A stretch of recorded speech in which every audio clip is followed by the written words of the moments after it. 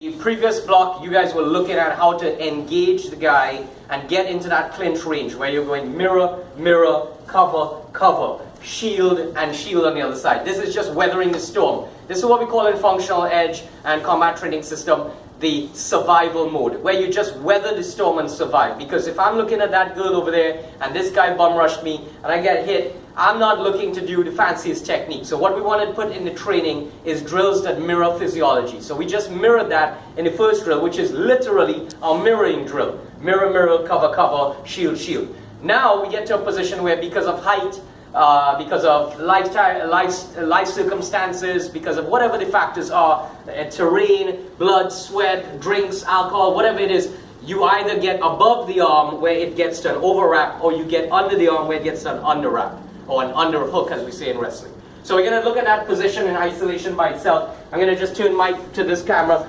to the angle here. You see that's his elbow. We call that the elbow pit, just like the arm pit is the opposite side of the elbow. I don't want to wrap the arm here. I don't just want to get on the elbow. I want to go as high up into his arm as possible. And again, I want to grab my opposite pec or my opposite chest. Okay? So you're going to overwrap, and that is half of the control position. The other control position is, the other part is to keep your head in his neck pit and to keep your arm either on inside bicep control, and sometimes he's got inside bicep control on me, so I have tricep control. This is just a little anatomy for you guys, but show them, Mike. These are the triceps, and these are the, these are the biceps. There you go, you guys got it. So that control position is the overwrap. The second position, we're going to do it on the jab cross hook. So he goes 1, 2, 3, 1, 2, and 3. And sometimes just leave it there for teaching's sake. From this position here, because Mike is taller than me, and I'm going to go down a little bit, this is an underhook position.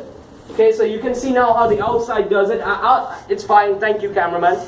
So just like you do in pummeling, you're going to weave. You're going to weave your hand in, and this is now an underhook position. When I turn Mike a little bit so it's easy, I'm going to hold close to his shoulder joint, and I'm going to keep my elbow down. Okay? And again, I have an inside bicep control, or if Mike had an inside bicep control on me, now I just have some control, what Paulson calls Velcro strap on his tricep.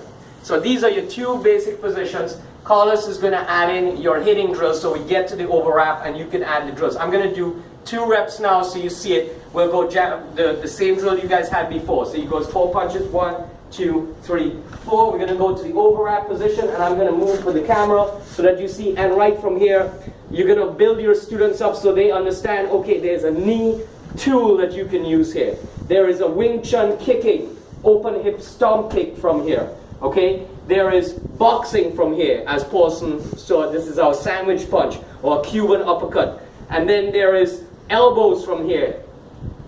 Okay, and you can play with all the variations there. And of course there's deeper grappling or more controlling grappling if we wanted to get into that, or if we wanted to abandon and hit as we leave. That's your overwrap.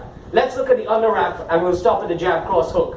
1, 2, 3. And in this underwrap you can see we get to this position, and from here we're going to add the skills or the tools right here, so we can go a circle knee, we can go a high knee, we can go a quick punch or an inside slap. We can inside slap and hit overhand, overhand punch, overhand palm strike, uppercut. All of these are strikes and tools that we can use. So what we want to make sure as the curriculum drills is that we work on entry techniques, which is survival, follow-up techniques from JKD, which is to gain controlling position, either overwrap or underwrap, and then finishing techniques depending on your profession and whether you're a civilian, law enforcement, military, whatever it is. What is your life position dictate you do? So I have no life position dictates. I control Mike only enough that he doesn't hurt my friend or my friends or my kids around. That's it. Other than that, I need to escape because I'm a civilian. If I had a job that says I have to control him, we can get into deeper control, and of course Carlos will run that through because there's a couple law enforcement guys, Gil, yourself included. You will make that decision then. But you got to survive, and then you're going to start putting in your reversal stuff and your tools. We're going to look at Carly in the next block, guys. Have fun with this.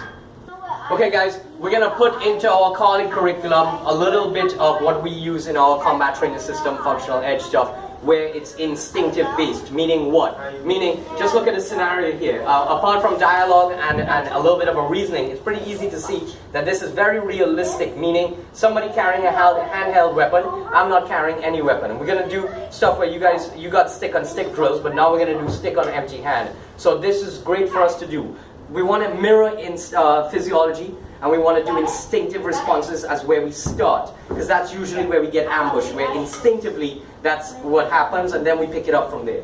Right now, the first directive is to clear the weapon. Clear the weapon means that you either clear your body from the weapon, or you clear the weapon from your body. Meaning, if he's hitting a 1 and a 2, and that's his Eki, so his X, that's him hitting me. Notice I'm not clearing the weapon, I'm just getting beaten up. So, when he hits me 1 or 2, I can clear as in moving. So you see it's coming out, I'm moving and clearing. The other way I can do is to clear. You see how I jammed him here? I cleared the weapon from my body. So there's 2 ways. He hits the 1, and I can clear from the weapon. And the other one is I can clear the weapon from my body. Do it a little slower, Mike, so they see. So the first one is I cleared my body. The second one is I cleared the weapon from my body. And these are clearing techniques. So we would spend a 1 or 2 minute, Carlos knows this, a 1 or 2 minute drill, where all we do is Mike is going like what we call the Night of the Living Dead.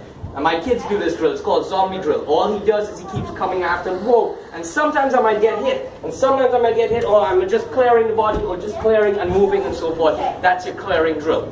We're going to take clearing and we're going to get into controlling now. So after we clear here, we're going to get to a control position. Now, there's 2 major positions you want to get here. If we go in an extended frame, we get to what Paulson calls the seatbelt position. Seatbelt position where it looks like a seatbelt. There's a hyperextension here, and right from here, Carlos is going to show you all his dirty boxing stuff and all the close quarter tools. We can still hit boxing, we can still hit elbows. He can be holding a focus mitt, and I can be going high knee or circle knee and hit in here. I can go headbutt to his chest and to simulate there, and I can go with deeper grappling moves, as you guys can see. Those who are big Carly fans and Cedar fans could see it in there. So it's that same position from there. Okay, try that first drill. We're going to add more.